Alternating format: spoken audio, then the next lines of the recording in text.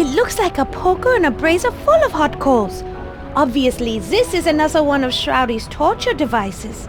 Judging from the smell in the air, I'd say it's gotten some use lately. Is that what that is? Oh, man! I thought maybe somebody was cooking hamburgers down here. My mouth started watering as soon as we came down the steps.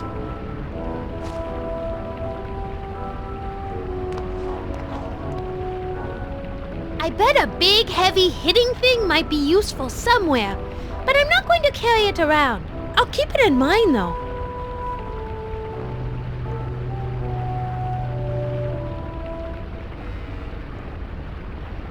It appears to be some sort of hideous torture device. I wonder where the Baroness would find such a thing. Maybe she went shopping at that trendy new Swedish torture furniture superstore. I've heard they have a wide selection of inexpensive torture gear, and when you walk through the store, they have a bunch of different dungeon rooms set up so you can actually see how your torture device would look once you take it home.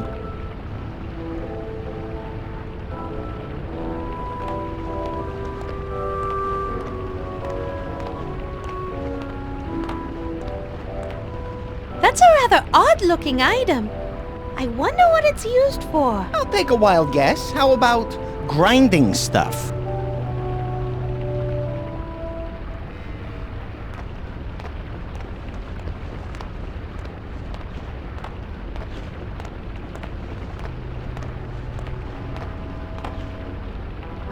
It's Shroudy's coffin. I can't believe we sleep in the same room. Separate coffins, at least. Sometimes you need to look on the bright side of things.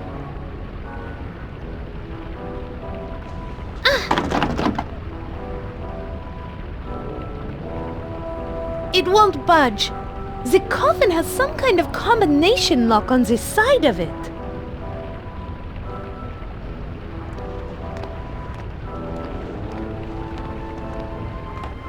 It's my bed. You mean it's your coffin, right? Oh, Frederick, you and your vampire obsession. It's my bed, nothing more. You say tomato, I say tomato. You say bed, I say it's a velvet-lined pine box that corpses sleep in. I call that a coffin. I still say it's my bed. And come to think of it, I really need to wash my sheets. For some reason, each morning when I wake up, I am laying on a pile of dirt. I'm no expert, but I think the dirt is something you vampire types need for some reason. Something about a grave. I swear I read that somewhere. I'm no vampire, so I won't be needing this dirt.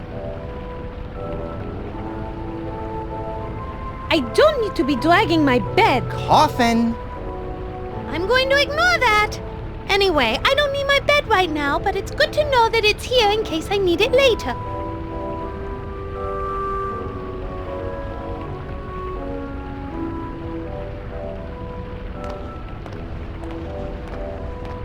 It's some sort of torture device. It looks like my Aunt Votre Mère.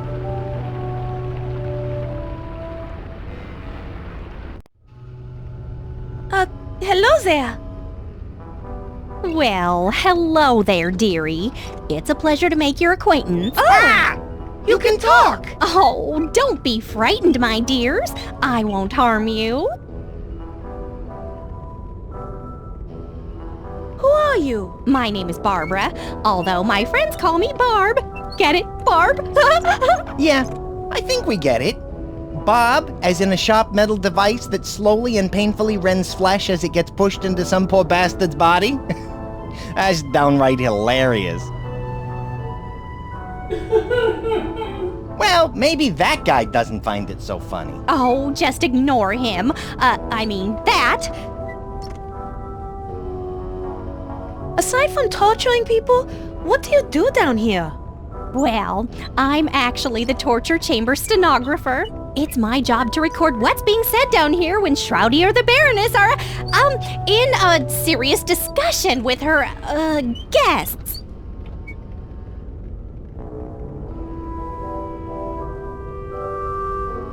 What kind of stuff have you heard? Could you tell us? Oh, sure. I don't think that would harm anything. I like to think of myself as an open book. And speaking of books, that's what the Baroness would usually be asking about. Shroudy, on the other hand, He usually didn't ask anything at all.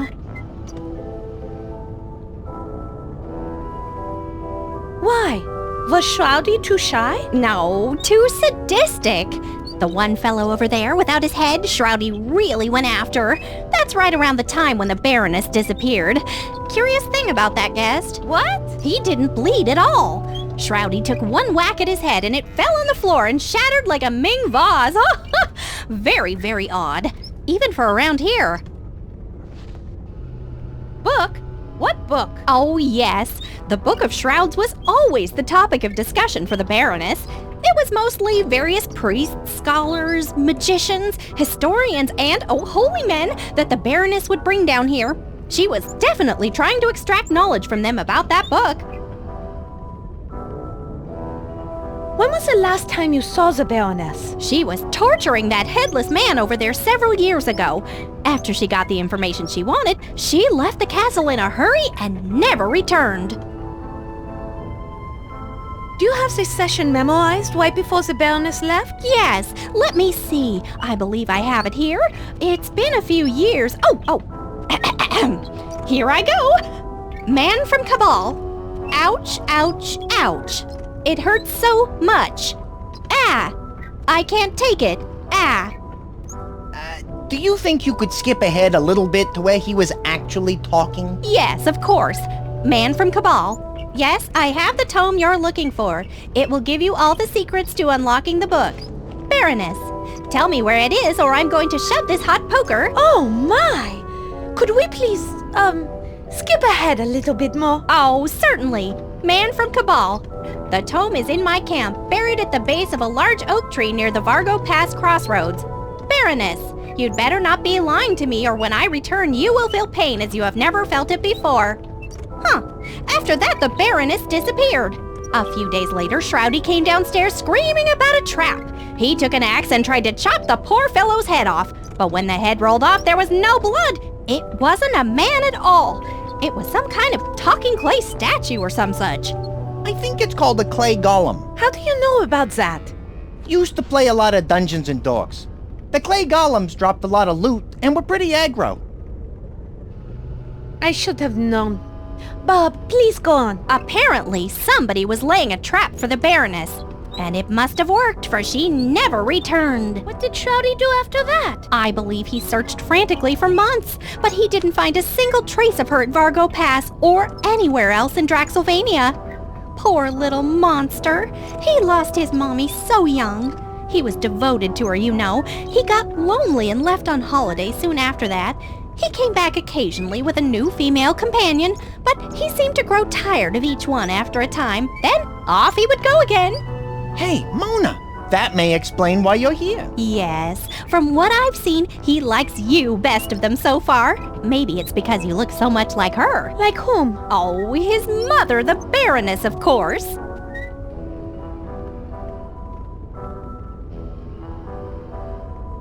What was this cabal you mentioned? I don't know, but I do recall they all seemed to wear a belt that had a gold circle with a star in the middle and an eye in the middle of the star. The Baroness seemed to really, give them special attention. Who was the guess you speak of? The Baroness would search all over the world for priests and scholars, or even wizards and witches, and invite them to stay at the castle, all expenses paid. Let me guess. She slipped them a Mickey, and instead of the spa, they ended up down here. Right. Then she would ask me to take down everything I heard for future reference. When she was done, some went into the pit, and a few she took somewhere else. Maybe another dungeon somewhere. I don't know. As you can imagine, I don't get around much. What does being an Iron Maiden pay? Pay? Oh no, I have to do this. I'm not sure why. Torturing people does seem horrible and just downright unfriendly and all, but we all have to follow the paths our creators have laid down for us. My path in this life is to slowly squeeze the life out of people and record their thoughts on the matter. Simple, true, but still rewarding. Settle down or Mama isn't going to be happy. How come we have never had the pleasure of talking before? Well, the Baroness and later Shroudy always told me never to talk to strangers or any guests. But now that they're both gone, I just feel free to talk to you for some reason. How are you able to talk? Oh, for the longest time, I was scrap metal from a wrecked ship, the SS Woebegone, out of Lake Superior. Then I was sold to Acme Toys, Tools, and Torture Devices in Port Varda. There I was forged and cast and shipped here. Then one Christmas Eve, the Baroness made a wish upon a bright star that I would come to life. And what do you know? A magical fairy came down and granted her wish, and that is how I came to life. Are you sure that's the way it happened? Pretty sure. Do you happen to know the combination to Shroudy's coffin? No, I'm sorry. I don't know the whole combination, but I am pretty sure the first number is 0, though. Unfortunately, from my position, I can really only see the first number. Wish I could help more. Oh, good idea. My, grumbling stomach thinks you should go ask Ozzy, the fountain gargoyle. He might have had a better vantage point of the combination. Oh, I will. Thank you. I should warn you, he is a bit rusty in the head and is sometimes impossible to understand. Well, I better be going. It's been very nice talking with you. You too. Shh, hush. Bye-bye.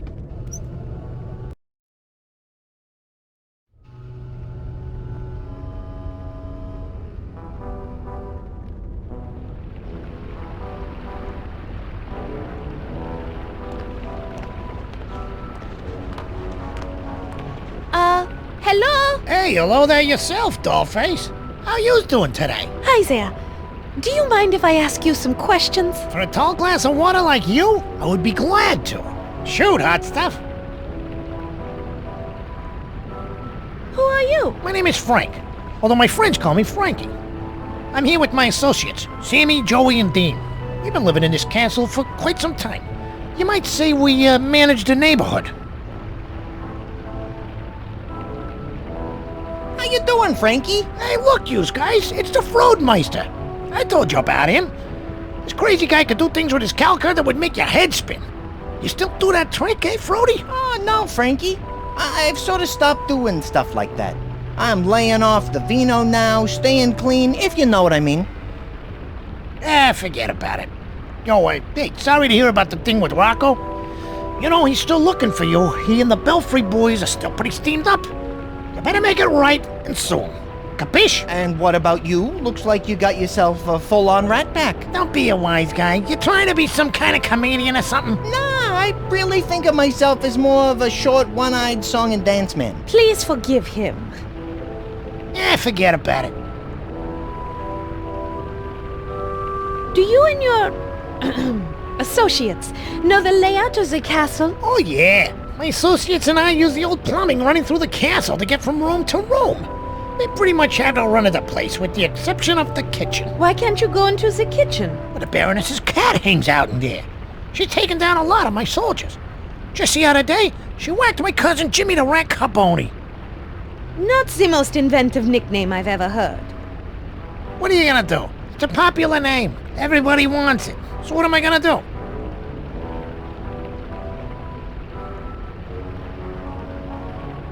How come I never met you before? Well, your master Baron Shroudy wasn't too fond of us, so we laid low until we heard from Edgar the Raven that Shroudy got whacked. Did you order that hit? What? Me? No!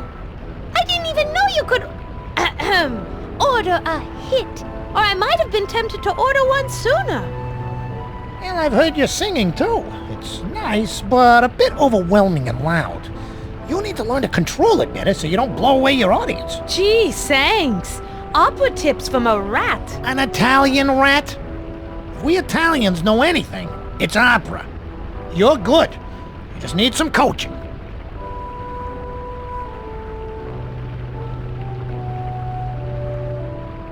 Bob over there mentioned something about a magic book the Baroness was interested in. Are you familiar with that? How could we not be? It's all the Baroness ever screamed about while she was torturing the poor bastard she brought down here. You mind telling me about it? Well, That depends. That's where my memory enters what you call a gray area.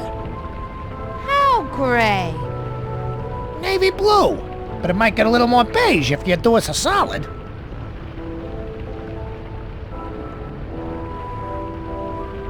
What is it you want us to do so that you'll tell us about the book? We need you to hit somebody for us, and it needs to be a real message job. Pyewacket, the Baroness's cat, lives near the kitchen. You take her out, and maybe we can do some business. You want me to kill a defenseless little kitty? Defenseless, my...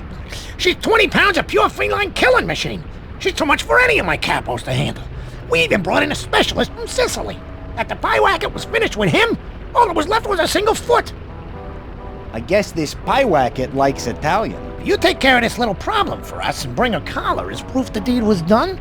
We'll tell you what you need to know to get to the Book of Shrouds. I will tell you this much. To find the Book of Shrouds, you're going to have to gain access to the Baroness's secret laboratory, which is only accessible through the library. Now that's all I'm gonna tell you until you bring me the cat's collar. All right, fine. Kill a defenseless little kitten and bring back the collar as proof. Yeah, that's it. You have any more questions for me, sweet cheeks? Do you know the combination to Shroudy's coffin? You know, we never did try to steal his combo. He never had anything we wanted to borrow. But I bet Ozzy over at the water pool or Big Bad Barb over here saw something. Why not ask them? Okay, I will. Thanks. Hey, anything for you, dollface. You got any more questions for Papa Frankie over here? Au revoir.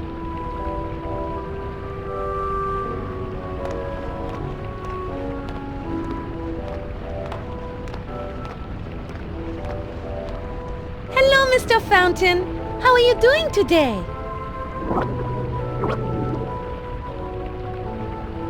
I think he said, "I'd love to chat with you, but it's hard to speak with a high-pressure jet of water emanating from my mouth." I can imagine. I wonder if there's a way to turn it off somehow. There aren't any valves to shut off the water that I can see. Maybe they're somewhere else.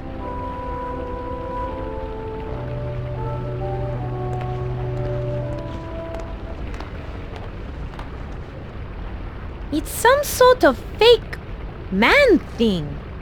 I don't know what it is, but it looks like maybe it was made out of clay. Poor fellow. He really lost his head. I think he's a magically created golem. Somebody made him and sent him here for a reason.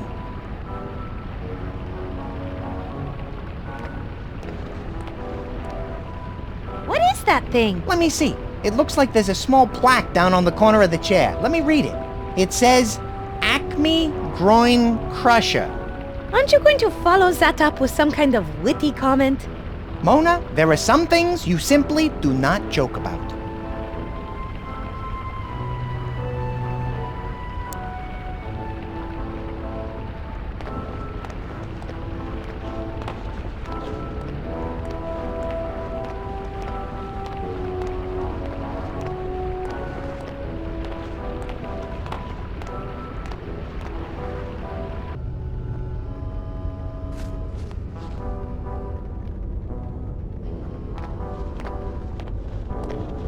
It's some kind of pit. I can't see what's down there because it's so dark. You may not be able to see it, but you can certainly smell it. Whatever's down there smells worse than the skid marks in Shroudy's underwear. How do you know that? Ugh, never mind. I don't need to know. It's the handle to the grate that covers the pit.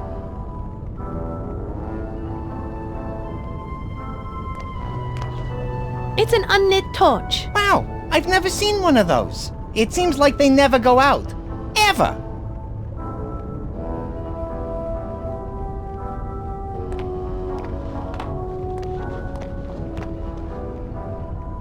It's the hinge for the grate that covers the pit. It looks like it hasn't been oiled in a long time.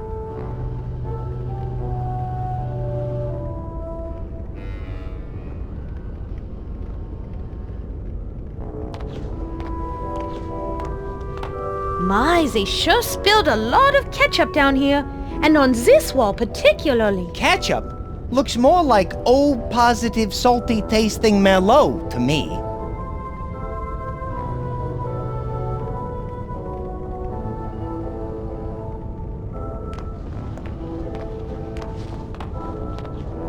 That's strange. I never realized the castle had a sub-basement. It looks a little hot in there. Who's that mean-looking dude with the pitchfork? And who is that standing next to him? You mean the guy with the stupid look on his face and the name tags that says, "My name is George"? I have no idea.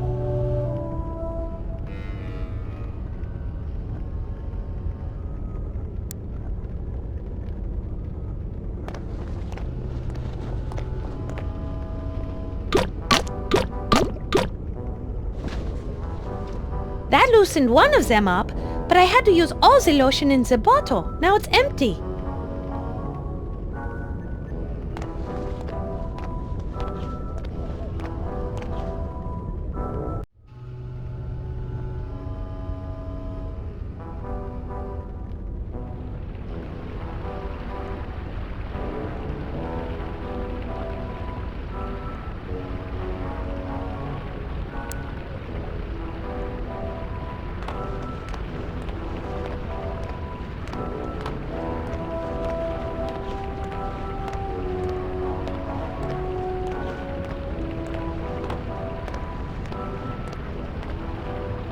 Let's crush Frederick's fruits and nuts. Hold on. What are you doing? Mona, please, wait! Relax, Frederick.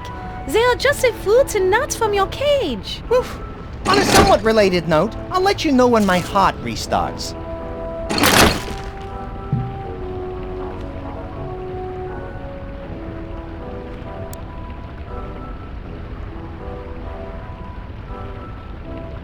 This bottle is empty. I can fill it up with this dripping oil.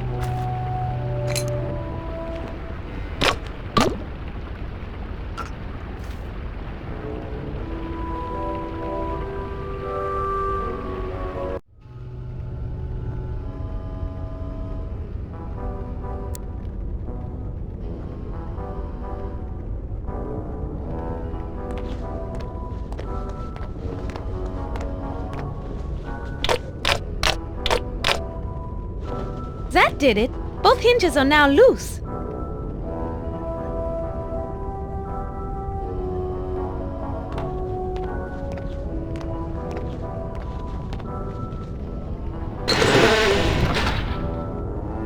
That did it. The pit is now open. Man, that smells horrible. Ugh.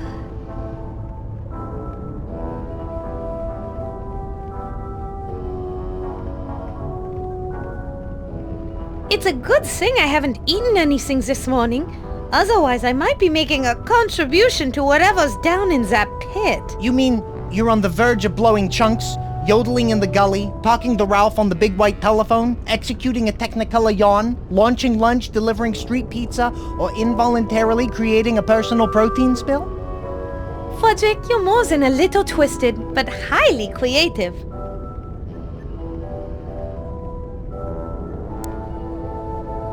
The only way I'd ever go down there is if the smell was somehow removed. It is that bad. But I have no problem with carrion. In fact, carrion jerky makes the best jerky.